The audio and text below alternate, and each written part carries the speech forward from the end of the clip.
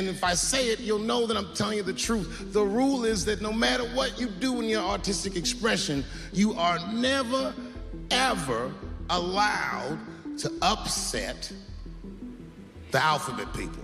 There is one man in Hollywood who has made the untouchable completely fall apart. Not just regular people, not just your average audience. We're talking about the biggest names on the planet. People who have stood in front of millions. People who have stared down cameras their whole lives. People who get paid to keep their composure. And Dave Chappelle dismantled every single one of them. Jamie Foxx, Eddie Murphy, Kanye West, Oprah Winfrey, Kevin Hart. These are not people who crack easily. And yet Dave Chappelle walked into the room, sometimes without even trying, and completely destroyed them. So here's the question you need to sit with before we even get started. What does a man have to be made of to make Eddie Murphy lose it? Because Eddie Murphy has been making the world laugh since before most of us were born. And Dave Chappelle made him cry, laughing so hard he was crying, like a kid who just heard his first joke. Stay right here, because every single story in this video gets more unbelievable than the last.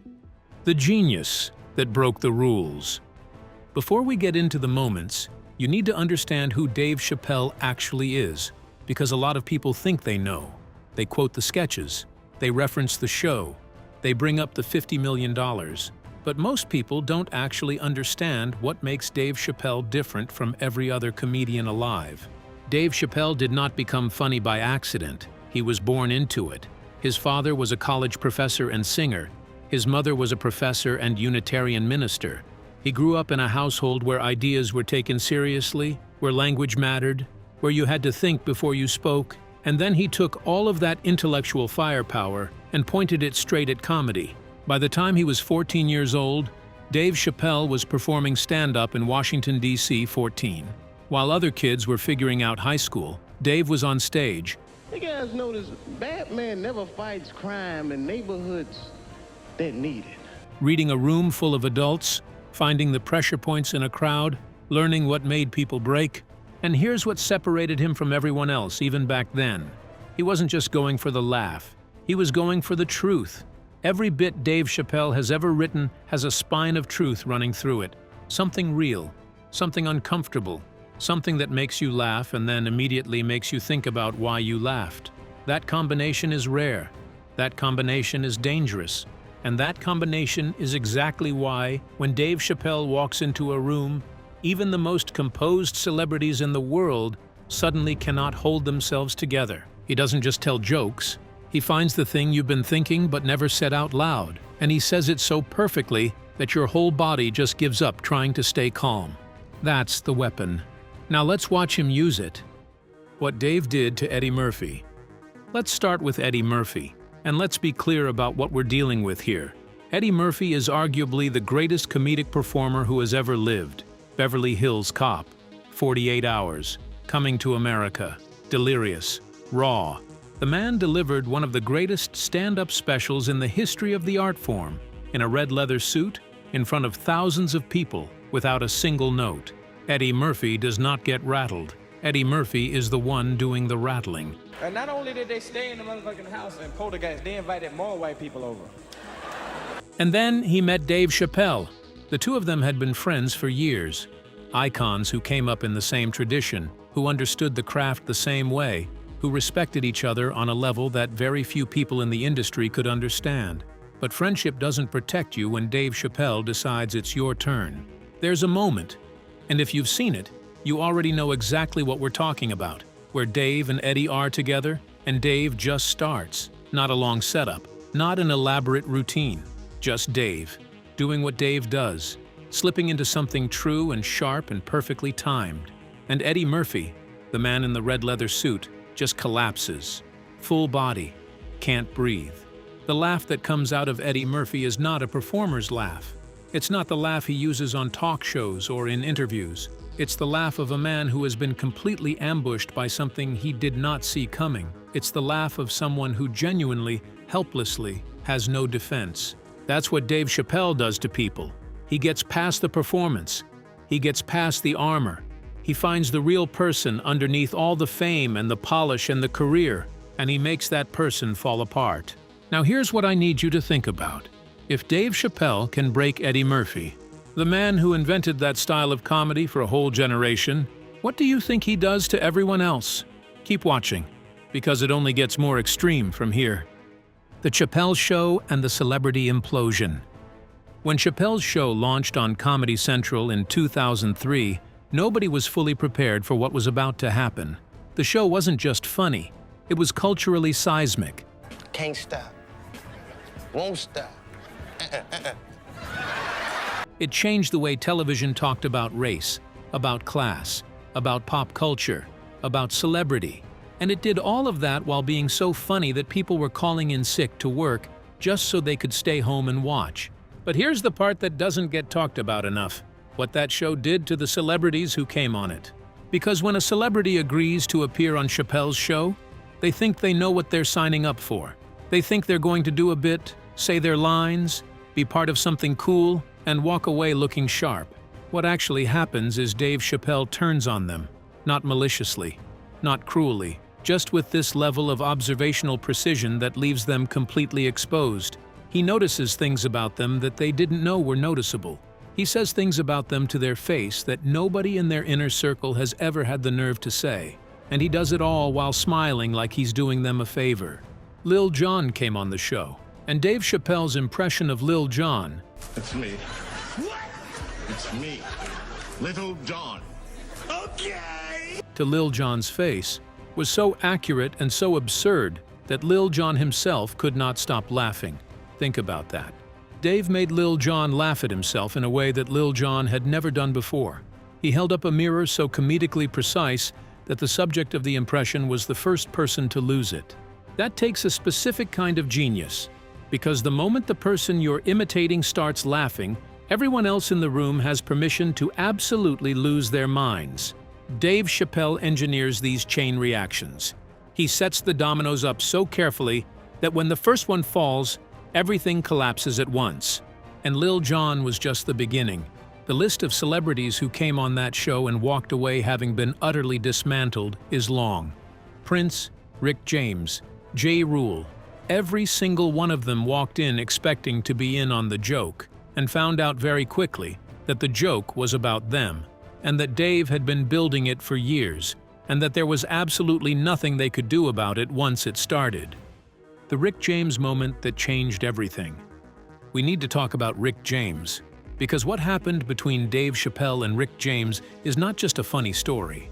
It is one of the most bizarre, surprising, and genuinely shocking celebrity interactions in the history of the entertainment industry. Everyone knows the sketch. I'm Rick James, be Rick. I'm Rick James, bitch. Enjoy yourself. It became one of the most quoted lines of the entire 2000s. People were saying it everywhere, in offices, in schools, at family dinners, where it absolutely did not belong. The sketch exploded into the culture like a grenade. But here's what people forget. Rick James was a real person.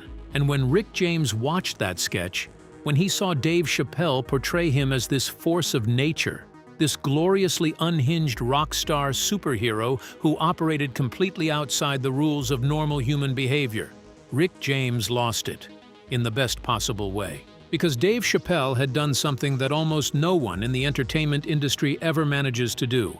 He made Rick James more famous in 2003 than Rick James had been in 1981 at the height of his career. He took a real person's real energy and amplified it into something legendary. And Rick James, who had lived a life full of wildness and music and chaos, watched this sketch and reportedly said it was more accurate than people realized.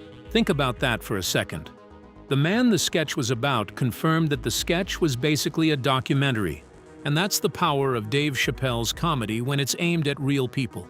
He doesn't invent, he observes, he watches, and he listens, and he waits, and then he delivers back to you a version of reality so heightened and so perfect that the only possible response is to completely lose control, even if you're the subject. Breaking Kanye. Now let's talk about Kanye West, because the Dave Chappelle and Kanye West dynamic is one of the most fascinating, layered, and genuinely complicated celebrity friendships in recent memory. Kanye West is not an easy person to make laugh. Kanye is intense, internal, operating on a frequency that most people around him can't quite access. He takes himself seriously, extremely seriously, and he has the talent to back it up. Getting Kanye West to genuinely lose it is not a small thing. Dave Chappelle did it routinely. There's something about the way Dave talks about the music industry, about fame, about the experience of being a black man at the very top of American celebrity culture that resonates with Kanye on a level that bypasses all his defenses. Because Dave isn't flattering him. Dave isn't managing him. Dave is just telling the truth, the same way Dave always tells the truth, and Kanye, who has spent years surrounded by people who either worship him or attack him, apparently finds that completely disarming. When you watch footage of Dave and Kanye together, there's a specific kind of laugh that Kanye does around Dave that he doesn't do anywhere else. It's not the performative Kanye. It's not the serious artist Kanye. It's just a person, laughing, because something is genuinely funny to him. Dave Chappelle reached past everything Kanye had built around himself and found the human being underneath. And if you're thinking, okay, but Kanye is unpredictable, anyone could make him laugh, you're missing the point. Dave didn't just make him laugh once. He did it consistently, over years, with material that was specifically about the world Kanye lives in, the pressures Kanye faces, the absurdity of the level of fame Kanye exists at. Dave Chappelle is one of the very few people who has ever made Kanye West feel genuinely understood. And the way that understanding comes out is laughter. That's not a small thing. That's everything. The Kevin Hart destruction. Kevin Hart is a machine. That's the only word for it. The man produces content, tours globally, builds businesses, stars in movies, hosts events, and still somehow has energy left over to post on social media at midnight. Kevin Hart does not stop. Kevin Hart does not slow down. Kevin Hart has built a career on being the hardest working man in entertainment. And Dave Chappelle treats all of that like it's the funniest thing he's ever heard. Because Dave Chappelle and Kevin Hart represent two completely different schools of comedy. And when they interact, the collision is spectacular. Kevin's comedy is high energy, self-deprecating, relentlessly produced. Dave's comedy is still, observational, dangerous. Kevin fills every silence. Dave uses silence like a weapon. So when Dave aims that stillness at Kevin's energy, when Dave just pauses and looks at Kevin with that expression that says, "I see exactly what you're doing, and it is extremely funny to me," Kevin Hart doesn't know what to do with himself. The machine stops. The engine that never turns off suddenly has no idea how to process what's happening. There are moments in interviews where Kevin and Dave are together and Dave says something so quietly devastating that Kevin has to stop, put his face in his hands, and just sit there for a moment processing it. Not a huge joke, not a big setup, just a truth, delivered with perfect timing that goes straight through all of Kevin's performer instincts and hits the actual person. Kevin Hart has said publicly that Dave Chappelle is the one comedian who genuinely makes him nervous. Not in a bad way. In the way that the best version of his craft makes him nervous because he's in the presence of someone operating at a level he has to work to keep up with. When Kevin Hart says that, you need to take a moment and appreciate what that means. Kevin Hart, the man who fills stadiums, who has grossed hundreds of millions of dollars in comedy, gets nervous around Dave Chappelle because Dave makes him feel like he's back at the beginning, back when comedy was still something to figure out, back when he hadn't quite found the thing yet. Dave Chappelle makes Kevin Hart feel like a student, and Kevin Hart loves him for it. That's the dynamic. That's the power. The $50 million decision and what it tells you. You cannot tell the story of Dave Chappelle without talking about the moment that defined him more than any sketch, more than any special, more than any celebrity interaction. The moment Dave Chappelle walked away from $50 million. In 2005, at the absolute peak of Chappelle's show, Comedy Central offered Dave Chappelle $50 million to continue the show for 2 more seasons. $50 million. And Dave Chappelle said no. He walked away. He flew to South Africa. The one comedian regarded as Dave Chappelle. Dave Chappelle walked away from $50 million. And he did not come back for years. The world went crazy trying to figure out why. There were theories everywhere. People said he had a breakdown. People said he was on drugs. People said he couldn't handle the fame. And Dave, to his credit, eventually explained it himself, in the most honest, most uncomfortable, most Dave Chappelle way possible. He said he felt like the show was getting away from him. He said there was a moment on set where he did a sketch and looked out at the crew laughing, and something felt wrong. He said he worried that some people weren't laughing with him anymore. They were laughing at something he didn't intend. And that distinction, to Dave Chappelle, was worth more than $50 million. Think about the kind of person it takes to make that decision. Think about the level of artistic integrity required to look at $50 million and say, no, this doesn't feel right. Most people in that situation, most extremely talented, extremely successful people, would find a way to make peace with the discomfort. They would rationalize it. They would take the money and tell themselves they'd fix it later. Dave Chappelle walked away, and here's why that story matters for this video. It tells you exactly why Dave Chappelle is able to break celebrities the way he does. He doesn't need anything from them. He never has. He walked away from $50 million because his integrity was more important.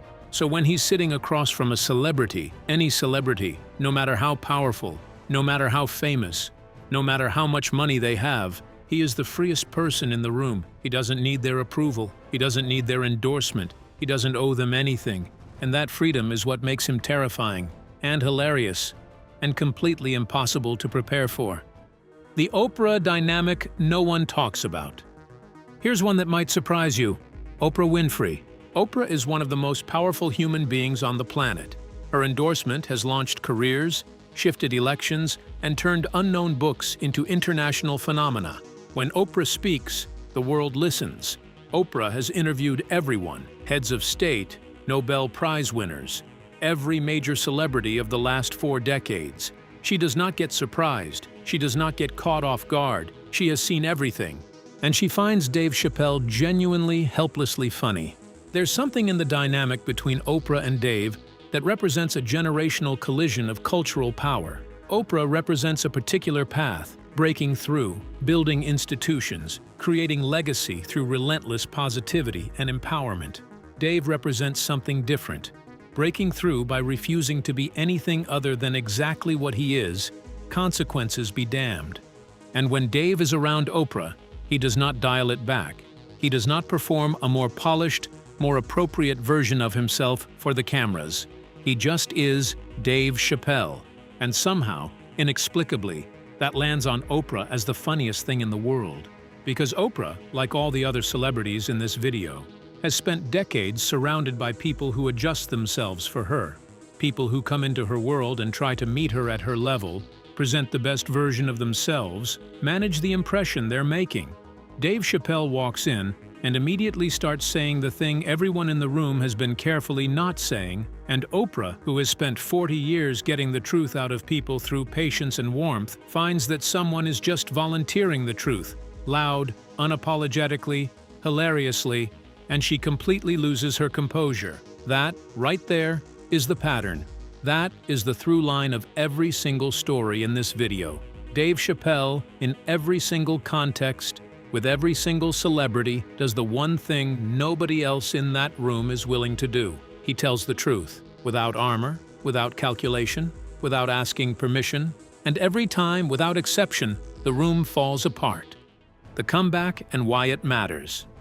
When Dave Chappelle came back, the world had changed.